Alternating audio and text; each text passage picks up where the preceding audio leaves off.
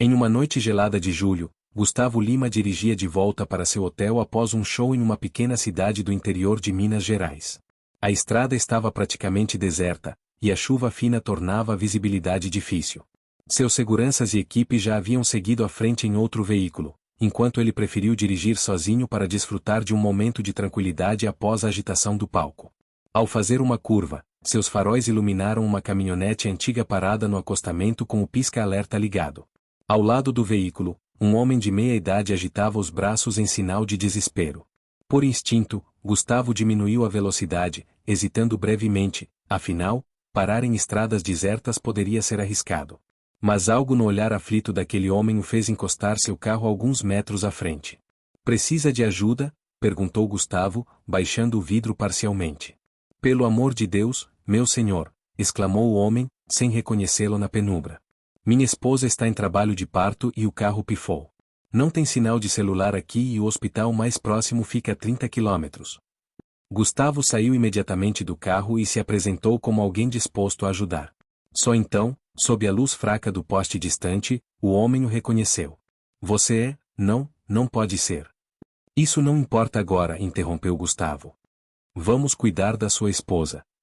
Na caminhonete, uma mulher jovem, Clara, respirava com dificuldade no banco traseiro. Seu rosto mostrava sinais claros de dor intensa. Ao seu lado, uma menina de aproximadamente 6 anos segurava sua mão, visivelmente assustada. "Estamos tentando chegar ao hospital há 2 horas", explicou José, o marido. "Moramos em um sítio isolado, e quando as contrações começaram, pegamos a estrada, mas o carro começou a falhar até parar de vez." Sem perder tempo, Gustavo ajudou a transferir Clara para seu veículo confortável. A menina pequena, Aninha, observava tudo com olhos arregalados, apertando contra o peito uma boneca de pano desgastada. "Vai ficar tudo bem", garantiu Gustavo, ajudando-a a entrar no carro também. "Como você se chama, pequena?" "Ana Luísa", respondeu timidamente. "O bebê é meu irmãozinho Miguel." Durante o trajeto até o hospital, Gustavo dirigia com atenção redobrada enquanto José tentava acalmar Clara no banco traseiro. A situação era crítica, as contrações estavam cada vez mais próximas. "Estamos quase lá", repetia Gustavo, acelerando o máximo que a segurança permitia. Ao chegarem ao pequeno hospital da cidade, Gustavo correu para dentro pedindo ajuda. Em minutos, Clara foi colocada em uma maca e levada às pressas para a sala de parto. José a acompanhou, depois de agradecer profusamente a Gustavo. "Você salvou minha família hoje", disse, com lágrimas nos olhos. "Nunca vou esquecer isso." Gustavo ficou na sala de espera com Aninha, que estava nervosa demais para dormir apesar do avançado da hora. Sem saber bem como acalmá-la, começou a contar histórias de suas viagens pelo Brasil, descrevendo paisagens e pessoas interessantes que havia conhecido. Aos poucos, a menina relaxou, fascinada pelas narrativas. 3 horas depois, José apareceu na porta com um sorriso exausto. "Nasceu. Miguel chegou ao mundo saudável." Gustavo se levantou para parabenizá-lo, mas foi surpreendido quando o homem acrescentou: "Os médicos disseram que se tivéssemos chegado 20 minutos mais tarde, poderíamos ter perdido os dois." O cordão umbilical estava enrolado no pescoço do bebê. A realidade do que havia acontecido naquela noite atingiu Gustavo com força. Um simples ato de parar para ajudar um desconhecido havia literalmente salvado 2 vidas. Antes de partir, Gustavo deixou um envelope com o hospital contendo recursos suficientes para cobrir todas as despesas médicas da família, que não tinha plano de saúde. Além disso, incluiu um contato para que José pudesse encontrar trabalho em uma das fazendas que conhecia na região, já que o homem havia mencionado as dificuldades financeiras que enfrentavam. 6 meses depois, Gustavo recebeu uma carta com uma foto: Clara, José, Aninha e o pequeno Miguel, todos sorrindo em frente a uma casa simples mas bem cuidada. No verso, apenas algumas palavras: "Você não apenas salvou nossas vidas naquela noite. Você nos deu um futuro. Gratidão eterna." Gustavo nunca mencionou o episódio em entrevistas ou redes sociais. Para ele, não havia necessidade de publicidade. A verdadeira recompensa estava na foto que mantinha discretamente em sua carteira, um lembrete silencioso de que, às vezes, desviar um pouco do caminho planejado pode fazer toda a diferença no mundo de alguém. 2 anos se passaram desde aquela noite chuvosa na estrada. Gustavo Lima continuava sua rotina intensa de shows e gravações, mas ocasionalmente se pegava pensando na família que havia ajudado. A pequena foto em sua carteira, já um pouco desbotada nas bordas de tanto ser manuseada, servia como um lembrete silencioso em momentos de cansaço ou frustração. Em uma manhã de domingo, durante uma rara folga em sua agenda, Gustavo decidiu visitar uma feira de produtores rurais nos arredores de Goiânia. Gostava da simplicidade desses eventos, onde podia caminhar tranquilamente, geralmente reconhecido, mas respeitado em seu espaço pessoal. Usava um chapéu simples e óculos escuros, não por disfarce, mas para evitar tumultos. Enquanto examinava frutas em uma das barracas, sentiu um puxão leve na manga de sua camisa. Ao virar-se, encontrou-se face a face com Aninha, agora com quase 9 anos, seus olhos arregalados de surpresa e admiração. "É você mesmo", exclamou a menina, sem conseguir conter a emoção. "Mamãe, papai, olha quem está aqui." José e Clara se aproximaram, o pequeno Miguel caminhando com passos inseguros ao lado deles. Clara carregava um bebê de poucos meses no colo, uma adição recente à família que Gustavo desconhecia. "Não acredito que estamos encontrando você aqui", disse José, estendendo a mão com respeito. "Queríamos tanto ter uma forma de agradecer pessoalmente depois de tudo." Gustavo abraçou a família com genuína alegria. Descobriu que, após aquela noite, a vida deles havia tomado um rumo completamente diferente. Com o contato que Gustavo havia fornecido, José conseguiu trabalho como capataz em uma fazenda produtiva, recebendo inclusive uma casa confortável para morar com sua família. Clara havia retomado os estudos e agora dava aulas na escola rural local. "E esta pequena?", perguntou Gustavo, apontando para o bebê nos braços de Clara. "Esta é Esperança", respondeu Clara com um sorriso sereno. "Nasceu há 3 meses. Depois de tudo que vivemos com o Miguel, decidimos que se fosse menina, seria Esperança, porque foi isso que você nos deu naquela noite." Emocionado, Gustavo aceitou o convite para conhecer a propriedade onde moravam. O local ficava a apenas meia hora da feira, em uma área verde e tranquila. A casa era simples mas aconchegante, com um quintal amplo onde Miguel corria livremente e Aninha cuidava orgulhosamente de uma pequena horta. Durante o almoço preparado com carinho por Clara, Gustavo ouviu como a família havia prosperado. José não apenas trabalhava na fazenda, mas havia desenvolvido um método inovador de irrigação que economizava água e aumentava a produtividade. O proprietário, impressionado, deu-lhe uma parcela da terra para cultivar por conta própria. "Estamos juntando para comprar nosso próprio pedaço de terra", explicou José. "Talvez em uns 2 anos consigamos." Antes de partir, Gustavo pediu para ficar alguns minutos a sós com Miguel, que agora estava com quase 3 anos. O menino, esperto e falante, mostrou ao visitante seus brinquedos favoritos, quase todos feitos pelo próprio pai com materiais simples. "Você sabe que seu nome tem um significado muito especial?", perguntou Gustavo, agachando-se para ficar na altura do garoto. "Papai disse que Miguel é nome de anjo", respondeu o menino com simplicidade. "É verdade. E sabia que há pessoas que aparecem em nossas vidas como anjos também? Seus pais foram anjos na minha vida, Miguel." O menino olhou confuso, mas sorriu, oferecendo um pequeno carrinho de madeira como presente. 3 semanas depois, José recebeu uma correspondência oficial. Ao abrir o envelope, não conseguiu conter as lágrimas. Era a escritura de um sítio de 5 hectares, registrado em seu nome. Junto, havia apenas um cartão simples, sem assinatura, para que Esperança e Miguel cresçam com raízes fortes. A notícia se espalhou rapidamente pela comunidade rural. Muitos especulavam sobre o benfeitor misterioso, mas a família preferia manter o assunto em privacidade, respeitando o desejo de discrição de Gustavo. 6 meses após a doação do sítio, a região foi atingida por uma seca severa que devastou muitas propriedades. Curiosamente, graças ao sistema de irrigação que José havia desenvolvido, seu pequeno sítio permaneceu produtivo. Com isso, ele pôde ajudar várias famílias vizinhas, fornecendo alimentos e compartilhando seu conhecimento sobre conservação de água. O gesto de bondade de Gustavo havia criado um efeito cascata de generosidade que agora se espalhava pela comunidade inteira. Uma única decisão, parar para ajudar desconhecidos em uma estrada escura, havia transformado não apenas uma família, mas toda uma região. E assim, sem alarde ou reconhecimento público, Gustavo Lima havia plantado sementes de esperança que continuariam a florescer muito além de seu breve encontro naquela estrada chuvosa. Às vezes, a mais profunda forma de bondade está não apenas no gesto inicial, mas nas infinitas possibilidades que ele desperta. 5 anos se passaram desde o reencontro na feira. O pequeno sítio de José e Clara havia se transformado em um modelo de agricultura sustentável para a região. O sistema de irrigação desenvolvido por José ganhou reconhecimento estadual, e agricultores de diversas partes vinham conhecer seu método inovador que combinava técnicas tradicionais com soluções simples de baixo custo. Em uma manhã de segunda-feira, José recebeu uma ligação inesperada. Era da Secretaria de Agricultura do Estado, convidando-o para apresentar seu sistema em um grande simpósio sobre desenvolvimento rural sustentável que aconteceria na capital. José, que nunca havia falado em público para mais de 2 dezenas de pessoas, sentiu um frio na barriga, mas aceitou o desafio.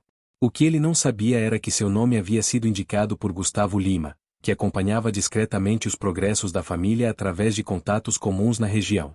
O cantor nunca interferia diretamente, mas ocasionalmente abria portas quando percebia oportunidades que poderiam beneficiar não apenas aquela família, mas toda a comunidade.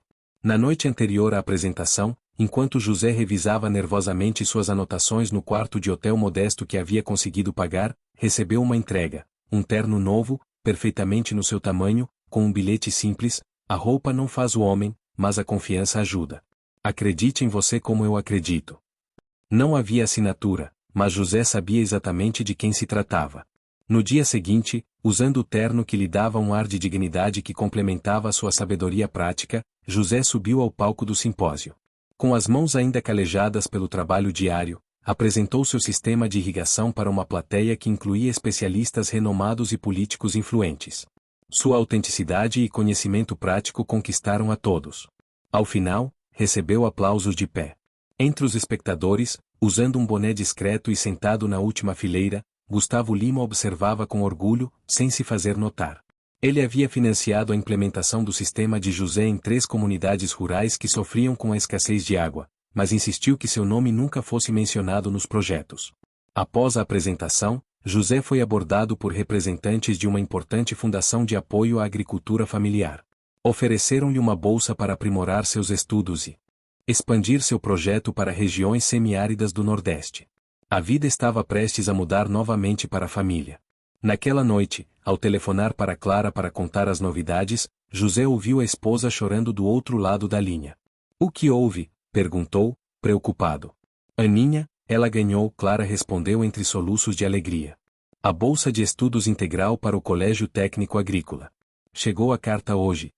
José ficou em silêncio por um momento. Aninha, agora com 14 anos, sonhava em estudar agronomia para melhorar as técnicas de cultivo da família, mas o colégio técnico de excelência era particular e completamente fora do alcance financeiro deles, mesmo com a melhora na renda dos últimos anos. "Mas, não entendo", disse José, confuso. "Nós não chegamos a inscrever ela em nenhum processo seletivo para a bolsa." "Alguém a inscreveu por nós", explicou Clara. "A carta menciona que ela foi indicada por seu potencial excepcional demonstrado em projetos comunitários." "Você sabe quem poderia ter feito isso?" José sorriu, olhando pela janela do hotel para a noite estrelada. "Acho que tenho uma ideia." 2 semanas depois, quando a família se preparava para a grande mudança, José para iniciar seu projeto no Nordeste, Aninha para começar seus estudos no colégio técnico, um pacote chegou pelo correio.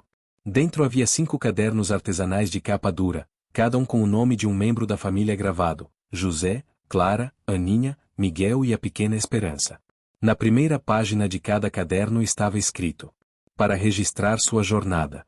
As melhores histórias não são as que ouvimos ou contamos, mas as que vivemos e compartilhamos. A vida é uma estrada cheia de encontros inesperados, e sou grato por nossa estrada ter se cruzado naquela noite chuvosa. Sua família me ensinou mais sobre coragem e persistência do que qualquer palco ou plateia. Este não é um fim, mas um novo começo. Escreva sua história com a mesma fé que vocês me mostraram." Novamente, não havia assinatura, apenas as iniciais GL em relevo discreto na contracapa. Nos anos que se seguiram, a família continuou sua trajetória de superação. O sistema de José ajudou comunidades inteiras a enfrentar períodos de seca. Aninha se formou com honras e retornou para ajudar na expansão dos projetos do pai. Miguel demonstrou talento para engenharia e começou a desenvolver equipamentos que tornavam o trabalho agrícola menos pesado para pequenos produtores. Esperança, crescendo em um ambiente de possibilidades, sonhava em ser médica para atender áreas rurais carentes. E Gustavo Lima continuava sua carreira, guardando aquela pequena foto na carteira. Em suas viagens pelo Brasil, discretamente visitava os projetos que havia ajudado a florescer, sem jamais buscar reconhecimento. Para ele, a maior recompensa era ver como um simples gesto de bondade em uma estrada escura havia se multiplicado em tantas formas de luz. A verdadeira generosidade, ele havia aprendido, não está no valor do que se dá, mas no potencial que se ajuda a despertar. E algumas vezes, tudo que uma pessoa precisa é de alguém que pare por um momento e estenda a mão quando todos os outros seguem seu caminho. Tentar novamente. Parte final da história. Editar. 15 anos haviam se passado desde aquela noite chuvosa na estrada deserta. O trabalho de José transformará-se em um movimento nacional de agricultura sustentável, beneficiando milhares de famílias em regiões áridas. Aninha, formada em agronomia, coordenava projetos em 5 estados. Miguel havia criado uma empresa de equipamentos agrícolas de baixo custo que empregava jovens de comunidades rurais. E Esperança, fiel ao sonho de infância, cursava o último ano de medicina, especializada em saúde rural. Gustavo Lima, agora com cabelos grisalhos nas têmporas, mantinha-se ativo no cenário musical, embora tivesse reduzido o ritmo de shows. Cada vez mais, dedicava seu tempo e recursos a projetos sociais discretos, sempre sem publicidade ou reconhecimento público. Em uma tarde de outono, Gustavo recebeu um telefonema inesperado.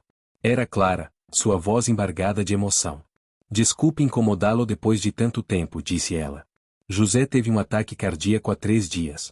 Ele está estável agora, mas antes de ser levado às pressas para o hospital, insistiu que eu lhe entregasse algo se o pior acontecesse. Gustavo sentiu um aperto no peito. Graças a Deus ele está bem. Posso visitá-lo?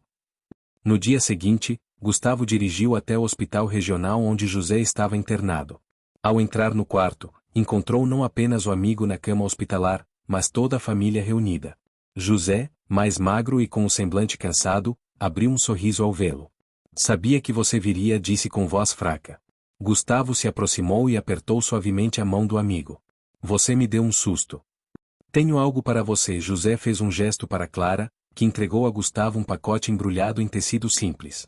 Ao abrir, Gustavo encontrou um livro de capa dura artesanal, semelhante aos cadernos que havia enviado à família anos antes. Na capa, escrito em letras douradas, A estrada que cruzamos, uma história de encontros.